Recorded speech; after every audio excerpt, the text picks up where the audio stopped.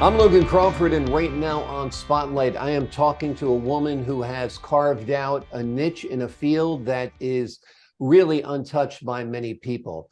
It is the field of sculpting, of course, so you'll forgive the puns on carving out and making a niche, but she has written an incredible book.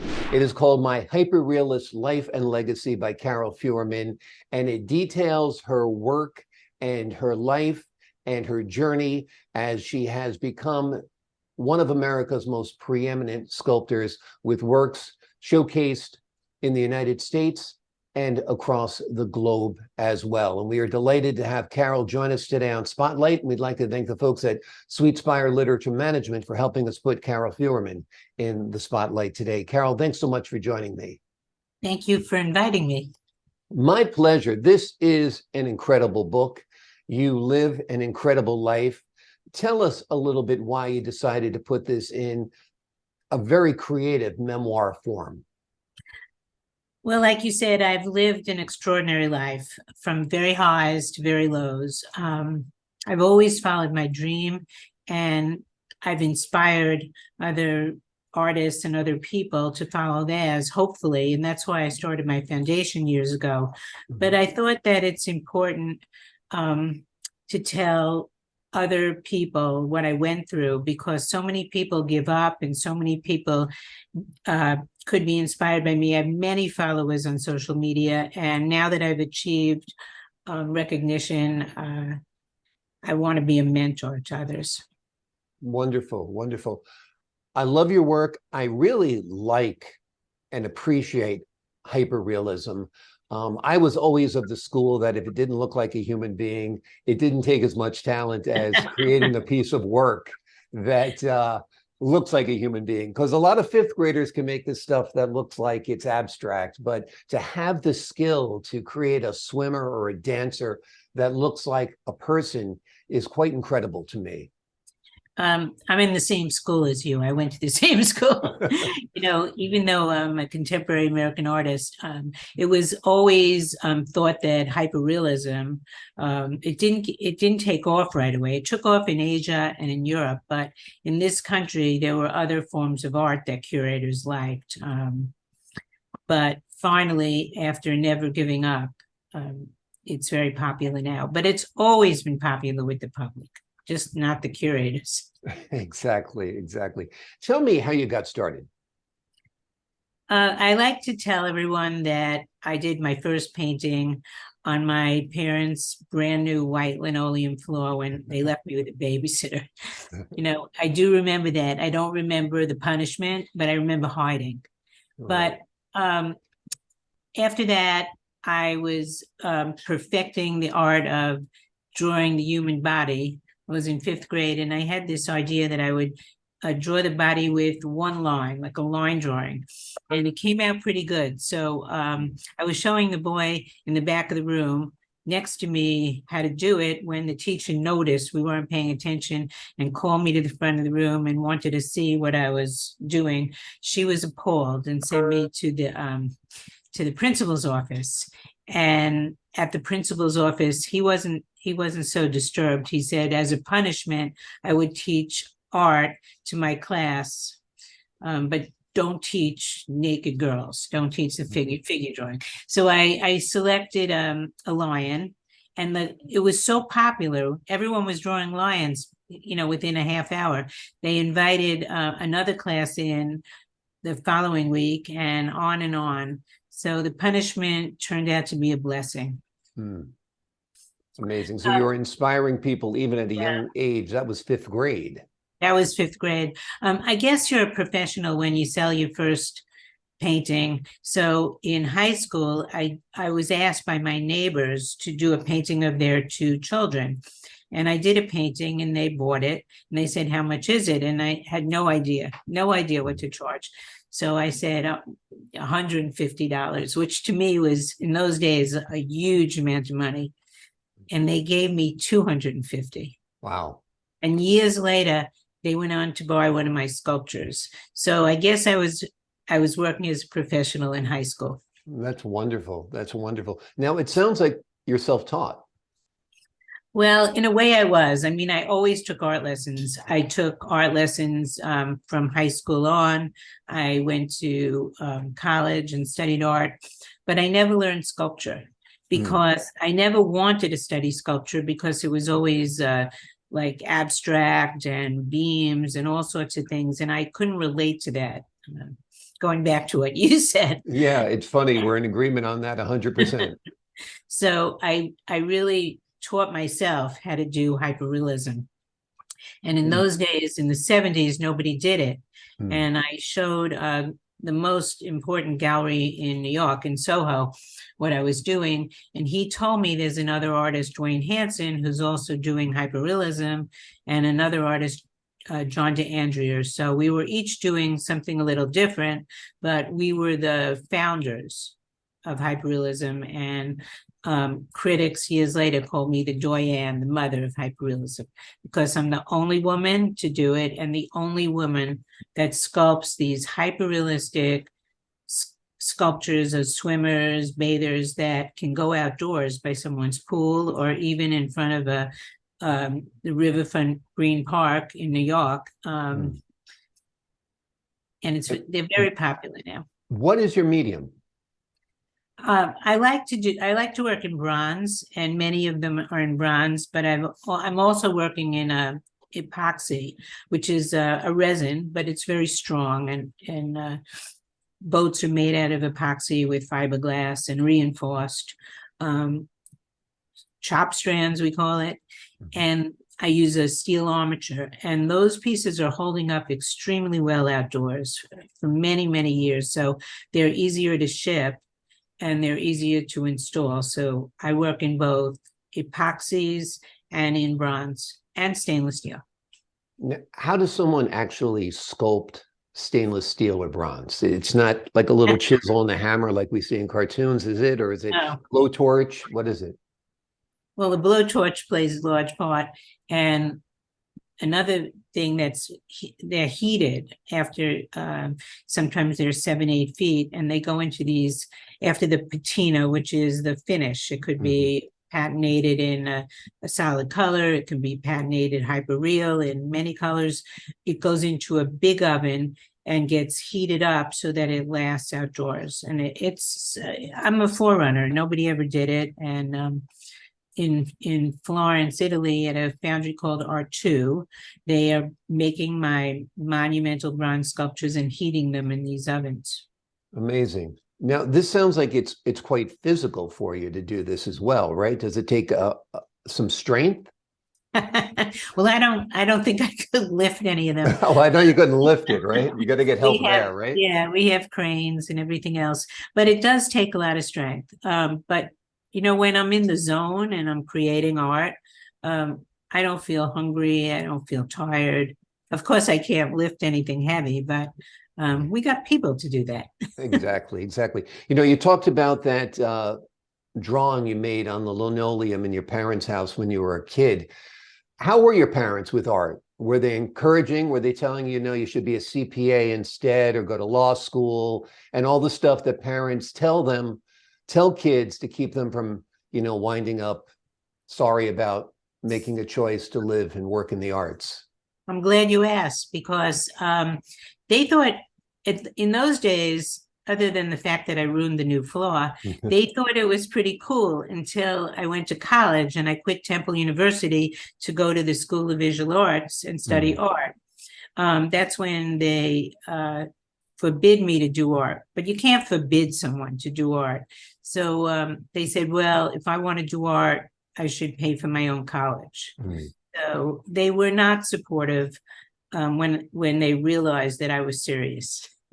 Yeah, I mean, they're trying to do what's best for you. And I got the same talk from my parents. They discouraged me from pursuing acting, you know, that you'll wind up, you know, penniless. And yeah, penniless, they said. Yeah, if you give up on your dream, though, it's not really your dream. So the people who go against the forces of their parents, their friends, their colleagues, their social circle, those are the people who make it, because those are the people who really are willing to do anything to make it, don't you think? I do.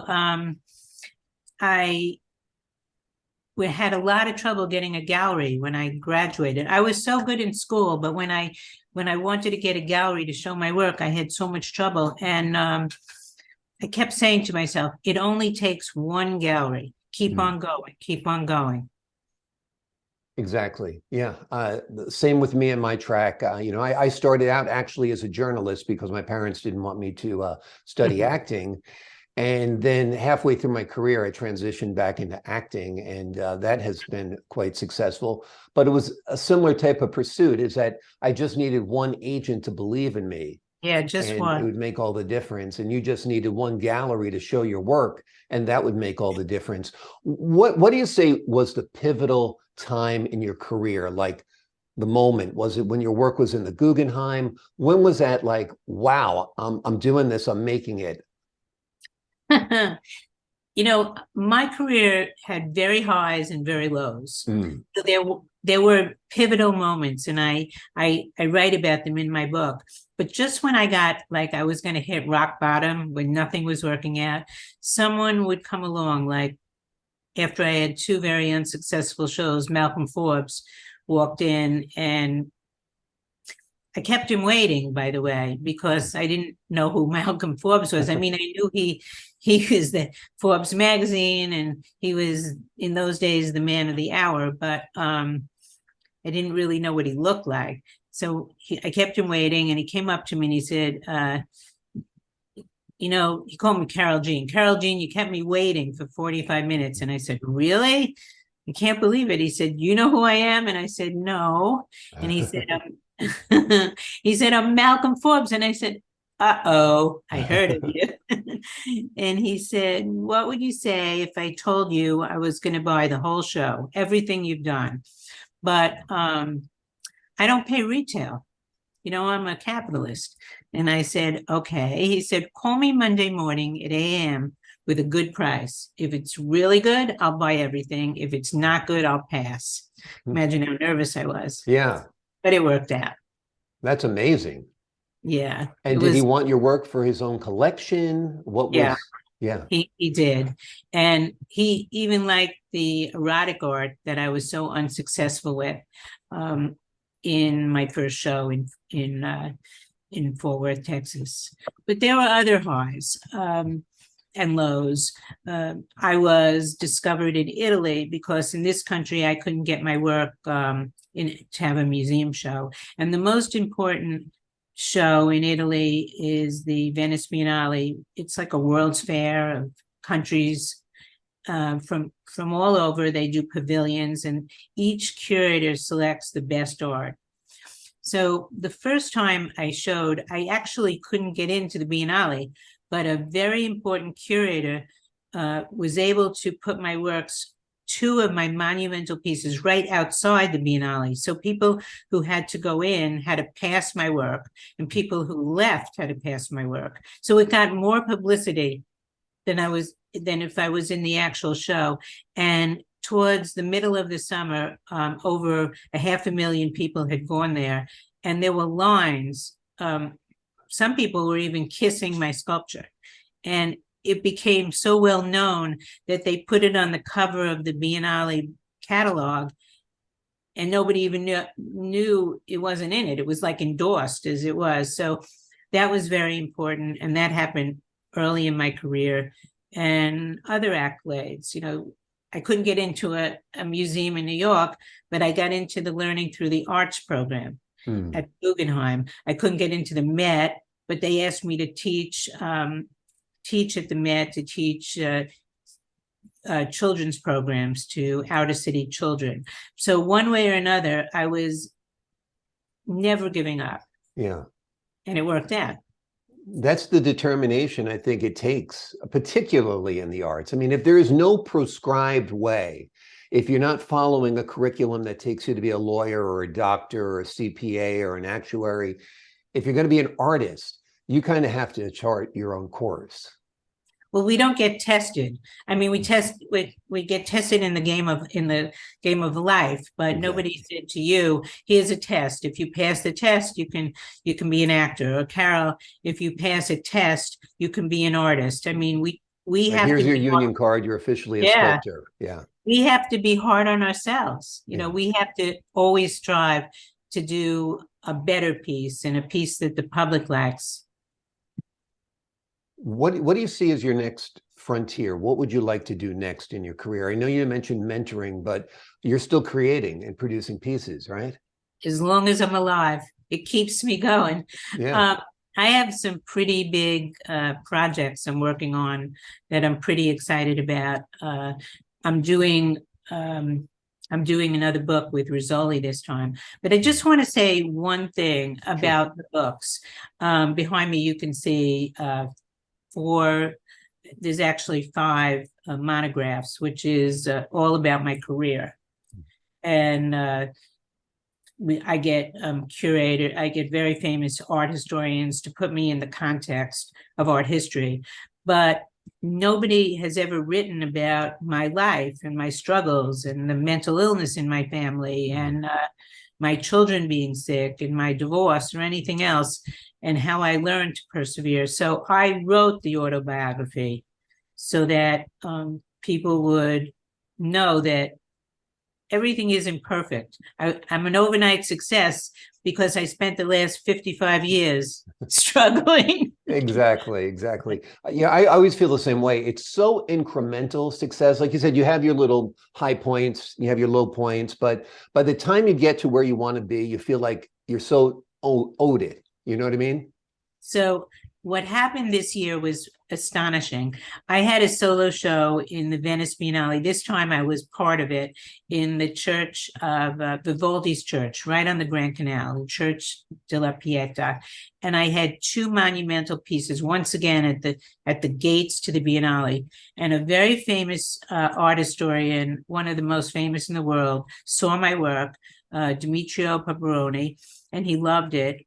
He recommended me to Rizzoli for the next book, and he invited me to dinner at his house in Milan. So I went there, and he said he wanted to talk to me about not just a book, but an exhibition. And I said to him, well, where? And he said, I can get you an exhibition in Naples in the Cloisters. It's a very famous location. Or I could get you an exhibition in the Uffizi. I said, the Uffizi, it's one of the 10 best museums in the world. It's like the Met. He says, well, I can't promise. I can only recommend to them. But I can promise the Cloisters. So I said to him, well, if I have a show in the Cloisters, can I still have a show in a few years in the Uffizi? And he said, absolutely. So a show has been set up. It's only been definite as of yesterday. This is brand new news. Wow. We're working on a contract. So this April, I'm having a show in the Cloisters. It's going to be huge. The book is definite. And I have 2 banks already sponsoring me.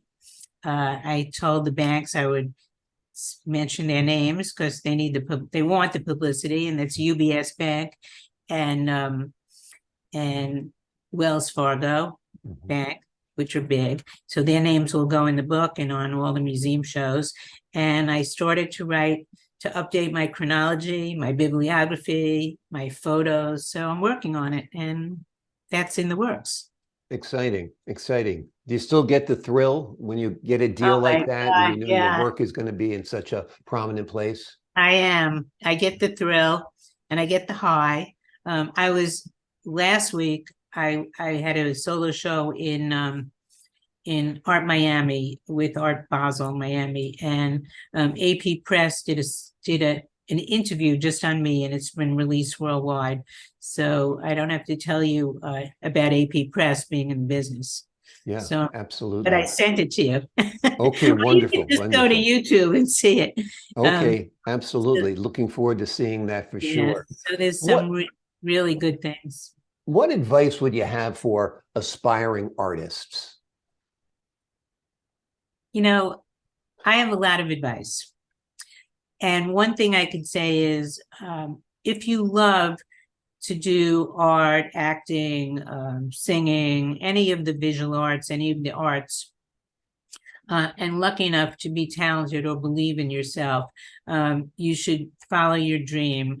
You don't have to do it full time, because you may have to pay the bills, and sometimes you have to do two things to pay the bills, but you should do it as best you can, as much as you can, and you never know what can happen. You never know. I mean, it just takes a few good breaks and never giving up. So that's my advice. Right. And the other thing is you have to believe in yourself, and you have to believe in yourself, persevere, and know what you want. Because if you don't know what your dream is, you can't have your dream come true. You have to have the perseverance and the discipline to follow your dream, know what it is, and never give up. Exactly. I always tell people you got to know what you want to achieve in order to create a path to get there. Yeah, or else what are you doing, you know? Exactly. You're just kind of meandering through. It's very, very interesting that you have turned to mentoring. Are you actually teaching right now as well? I know No. you've lectured in the past. No, I don't teach. Okay. I couldn't find the time to teach, but what I do is I have a foundation, and it's doing quite well, actually. It started with no money, as foundations do, and I make all different things. I sell all my books through my foundation. The money goes to the foundation, and I give shows, exhibits. I invite a curator. We show artists' work, and I help artists. The mission is to help artists who can't get into a gallery, who just need a pat on the back and some encouragement. Artists that I think are good. There's theme shows, and to raise money to give them, the foundation raises money to give them money for college or art school. So we give grants, and I make nice things. I make coasters, I make prints, I make backpacks and hats and all sorts of things. And a lot of people are buying them, believe it or not. That's cool. You've gone from fine art to pop art. It's nice that you straddle both worlds there, right? It is. And having a foundation is also a lot of learning for me, because I never ran a foundation before. I didn't have the experience, but I had the desire. Absolutely. Who are your influences? Were you influenced by the classical sculptors like Da Vinci and Michelangelo? Absolutely. I don't know who isn't. I mean, I've shown in Florence publicly, and you see people stand in front of Michelangelo, and you see them Bernini, and I've gone to see the Rembrandt Museum in Amsterdam, and as an artist, you can't help but be in awe, and as a layman, you can't help but be in awe. And I've asked myself, when I stood in front of the Mona Lisa, what is it about that people wait online? What is it? Why does everyone love that? What do I have to do? What should I do in my next piece to make people want to see it? And so not only do I create art, but I ask a lot of questions of myself and of the universe. Those are great questions to ask. And I've never seen the Mona Lisa in person, but the people I know who have seen it says it's actually quite unassuming when you see it. It's smaller than you'd expect. Yeah. Why do you think people, what's your answer to that question? When you ask yourself that question, why are people fascinated with this piece? You know, sometimes you could stand in front of the Mona Lisa and it's not the original one. They swap it out for different ones, which is interesting. Why do people like it? I think that it's iconic, and I have some pieces that are iconic, and that brings us to the question of what makes it iconic, because that's what you just asked me. And I think iconic is when, no matter how old you are, no matter how much you know about art, it moves you. It has to move you in a certain way, and it stands the test of time. So I have lucky enough to have a few pieces that are iconic, and and some of the pieces people think are iconic, I don't think are iconic.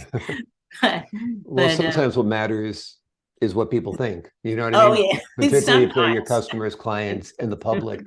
Do you think we're living in a great time for art? It seems like there's a lot of people out there who call themselves creators, and some do more than just take a selfie.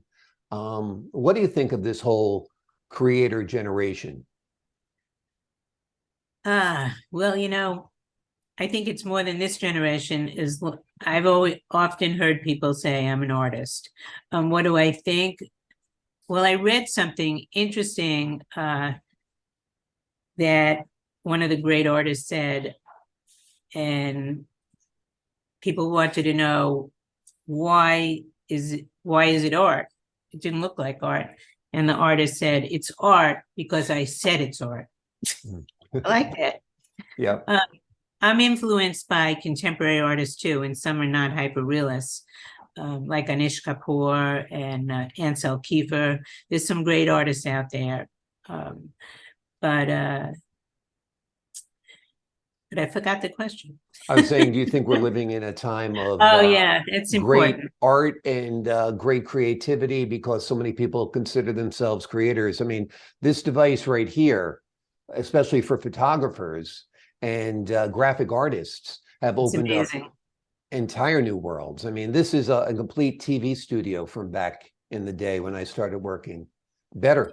It is an incredible time, and I think it's really helped. I mean, from 3D photographs, I can save years, but you still have to create the great piece. You can photograph it and cut out, a year in sculpting, but you still have to create something special. But it's a great time for a couple of reasons. I mean, it's a difficult time, and it's a sad time politically for democracy, and it's a scary time. Ever since 9/11, it seems to have gotten worse. But by the same token, we've gone inward, a lot of people, where we think about what's really important to us. And one of the things that happened to me was I did my book because of all that. And just when I thought the bottom was going to fall out on the art world, and the Met was closed, the galleries were closed, and all art studios were closed, I noticed that all these people were buying my sculptures, like more than ever. And I was thinking, how come? How come? And I realized they were buying more of my art because they were home, and they wanted to feel good, and they wanted to beautify their homes. So it turned out to be a very good time for me. And I spoke to a lot of other artists, and they said the same thing. It turned out to be a good time. So you never know. It's one more instance of you never really know. We go through things in life, and we don't really know. I mean, now we know how much we care about democracy, something we took for granted. So some of the things that are happening today are parallel to some of the things in my life, like the sadness and the difficulties. We went after, years of having difficult times. I realized that if I didn't have difficult times, I wouldn't be able to create the art I create with the emotion that I put into it. So we do go through a lot of things, and sometimes it's for the better, hopefully. Yeah. We have to hope. Life is hard. Once you embrace that fact, it becomes a little bit easier. That's what I've heard. Yep. The name of the book is My Hyperrealist Life and Legacy. It is written by Carole Feuerman, who is a sculptor, and the book itself is a piece of art. It's a beautiful book. It's beautifully written. It tells the story of a remarkable woman, and I highly recommend you getting a copy. You can actually get it on your website, carolefeuerman.info, I believe, right? Yes, and if people get it on my website, I'll sign it. The money Wonderful. goes directly to my foundation, and they can read what other people have said and some of the reviews. And I also recorded an audiobook, so they can buy my audiobook and listen to it. And it's on it. My book is on every platform, from Amazon, Google, every platform. Exactly. But go to carolefeuerman.info. Definitely. Because Amazon has enough business. We have enough brown boxes around the house to point that out, right? All right, And Carole Feuerman, thank you so much for joining us here today on Spotlight. thank you so much. And I hope all of you follow me for more and go to my website, my artist website or my book website. Wonderful. The links are underneath this interview. The link is also on your screen. And I'm Logan Crawford, thanking you for your time this time. Until next time on Spotlight.